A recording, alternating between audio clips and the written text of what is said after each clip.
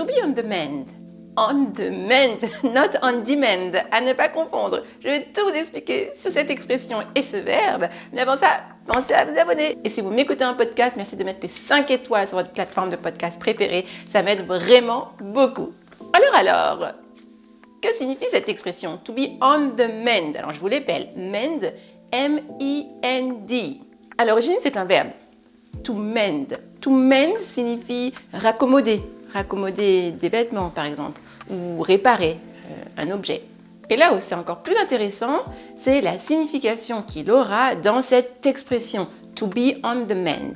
Et to be on the mend va signifier plusieurs choses. Soit être en train de se rétablir, aller mieux après une maladie ou une blessure, ou même après une période difficile. Donc on retrouve un peu le sens du verbe tout seul qui signifie raccommoder, réparer. C'est donc une expression idiomatique que l'on utilise souvent pour parler de la santé, mais aussi pour parler des situations qui s'améliorent après un moment difficile. Et pour explorer toutes les facettes de cette expression, je vais vous donner 3 exemples. Le premier, after a week of rest, I'm finally on the mend. After a week of rest, I'm finally on the mend. Après une semaine de repos, je vais enfin mieux. Deuxième exemple pour parler d'une blessure. She broke her leg last month, but she's on the mend now. Elle s'est cassé la jambe le mois dernier, mais elle est en train de se rétablir. Et pour vous donner un exemple très personnel, comme vous pouvez le voir sur cette photo qui apparaît à l'écran, a couple of weeks ago, I went to the hospital because of an injury, but I am on the mend now.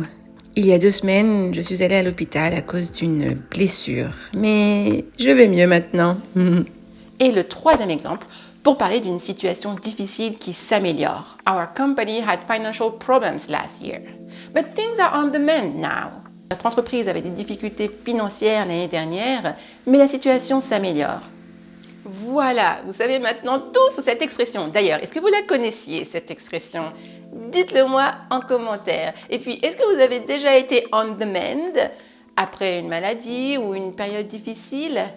Dites-moi tout. J'ai hâte de vous lire en commentaire. Et si ce n'est pas encore fait, bien sûr, pensez à vous abonner, à liker et à partager pour aider encore plus de monde. Have a very nice day or a nice evening and see you soon. Bye bye.